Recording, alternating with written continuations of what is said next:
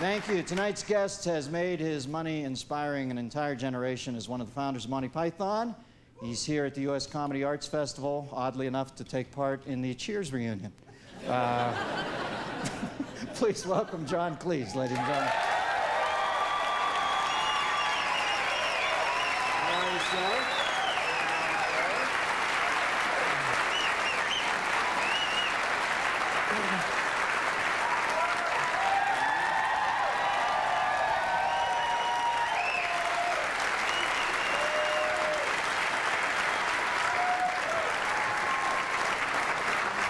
I was telling you backstage, it's all, when you guys do get together, you almost have to just get together to have people kiss your ring, because it's impossible to get back together to perform. You're you've been canonized. They remember us as being so much better than we ever were. we could never meet the expectations, so we have to chicken out. Now, you have some first-hand knowledge of greed, avarice, and gluttony as the waiter in the Mr. Creosote scene, A Meaning of Life, and I was wondering, I hate to get Gordon Gekkonian on you here, but is in fact greed good? No, it's absolutely insane. If you knew someone who liked chocolate, and you were in their house and you went to the refrigerator and you opened the door and there were a couple of bars of chocolate, you'd think, well, that makes sense. But if you then discovered they had 17 warehouses of it, the suburbs, you'd think this man is a nut. Were you this insightful about it, though, when you were broke? I have to tell you, when I was a teacher when I was 18, I was being paid £5 a week, which even in those days was only about $12.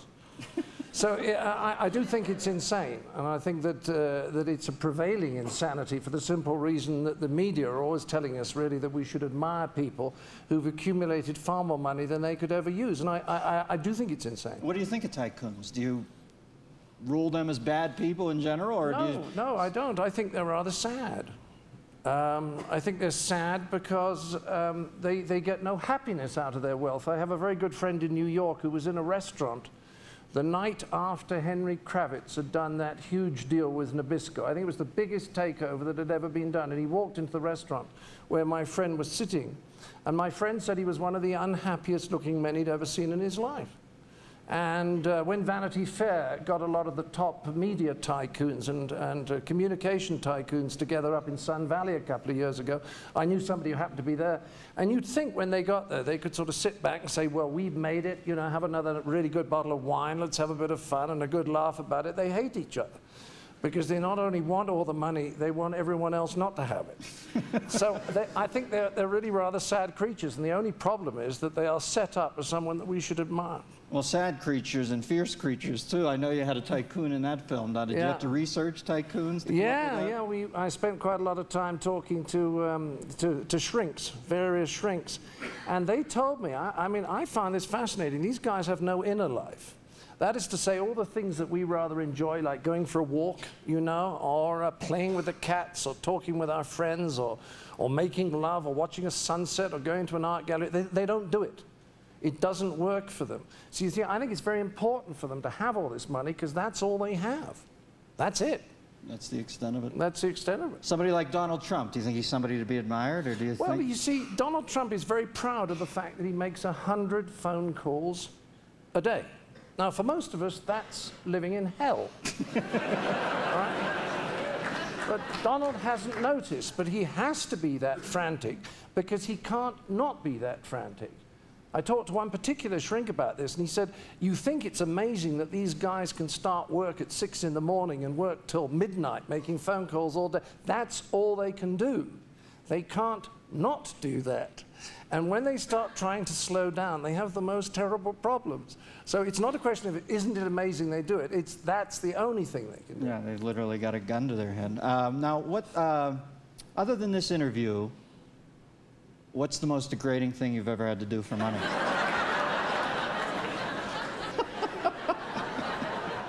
Well, I never actually told this story before, but when the Ayatollah Khomeini was in charge in Iran, I got a phone call from him one evening. No. And apparently he'd seen a picture of me in a magazine, and he'd sort of, well, got a little bit keen on me, you know? So... Now, wait a second. When you get a call and it says it's the Ayatollah, you've got to think it's Eric Idle fucking with you, don't you?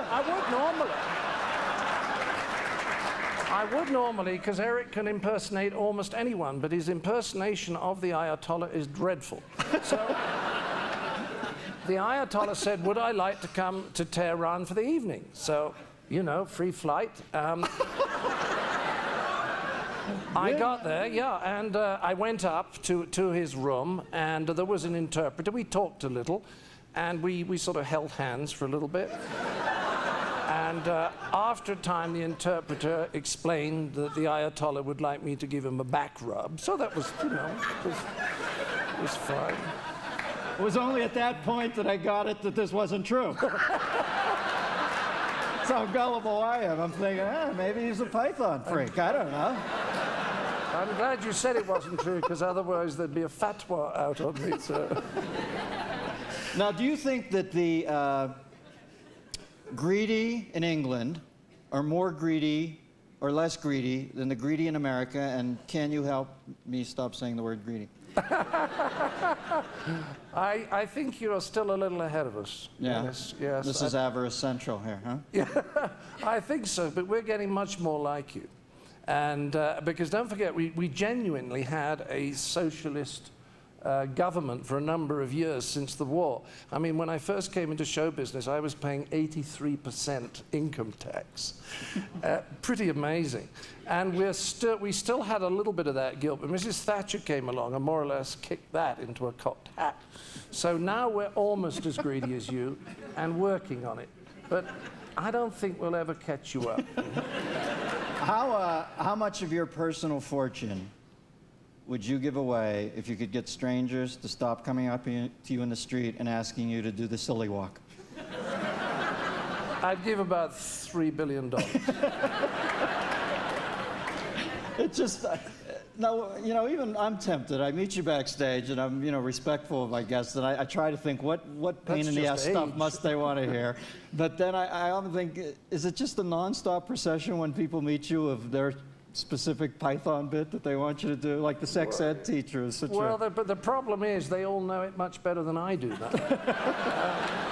We had a strange situation a year ago. Michael Palin and I were doing publicity for Fierce Creatures, and we were going on Saturday Night Live, and we actually made the mistake of suggesting them we should do some new material. And they were really quite shocked, and they said, oh, no, we just want you to do the parrot sketch. So Michael and I were sitting in a steakhouse in New York with our wives trying to remember it. And we knew we only had to go out on the street and stop someone of about 25, and they could have written it down for us. In fact, when I was doing a show with Michael at Drury Lane in London, the stage show, one night, Michael's always fooling around, and he can always make me laugh on stage. And he got me laughing, and I turned up stage, and I got myself under control, and I turned back to go on with the sketch and realized I had no idea where I was. And I was so relaxed, I said to the audience, what's the next line? And they all shouted it at me. And I began to think, what is the point of this? It's like a greatest hits. It really is. It's songs of your life. I mean, well, that happened when we did the show in New York. I went on to do the first sketch on the opening night. And there was this huge cheer as I said the first line. It was as though I'd scored the winning touchdown in the Super Bowl. We then played the sketch to complete silence. And then at the end, I scored another winning Super Bowl try. And I came off, and I said to one of the stagehands, what is going on? And he said, come. And he took me, and they have a little bit of gauze in the curtain, you know, and you can look through it without being seen by the audience. And there is the audience going. And he said, you have to understand it's a pop concert. They know it. Right. You know, they haven't come to laugh. They've just come to sort of be with you. And it's very nice. I feel a little guilty about getting paid for it, but... What, do you remember the, What is that? As I'm interviewing you, I'm thinking about remember the interviewer who was allergic to certain words or something? Oh, that's right. We did a lot of interviewing sketches on Python. Because the wonderful thing, when we started Python, television was still very stuffy and very, very conventional.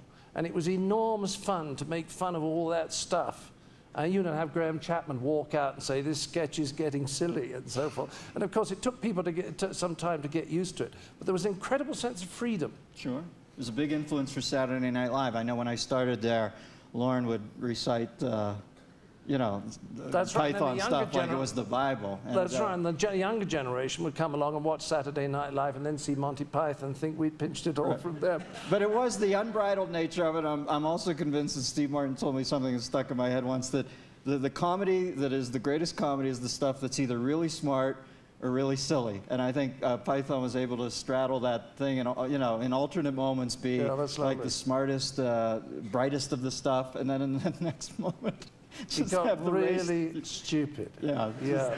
And also wonderful bad taste. I mean, wonderful, wonderful bad. Shall I tell you just how bad taste Python could get? We did a show once in Germany. It was, the whole thing was in German. We learned it off. Liebe Zuschauer, falls Sie Ihren Apparat in der Hoffnung eingeschaltet haben, die Sendung.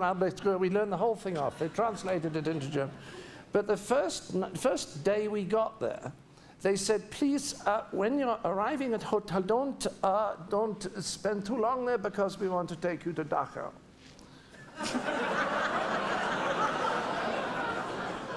And we said, okay, so please just quick wash and brush up, and then in the car, and we go to Dachau. Okay, so we got rid of the suitcases, we got in the car, we were driven to Dachau, we sat outside in a couple of limos, and then we noticed there was a bit of an argument going on. And we wondered what it was, but obviously something was wrong, and the guy came back, he was very nice, and he said, I'm so sorry, we've made a mistake, it's Thursday. Thursday in Dachau is early closing, we're not able to take you in there today. And Graham Chapman shouted, tell them we're Jews.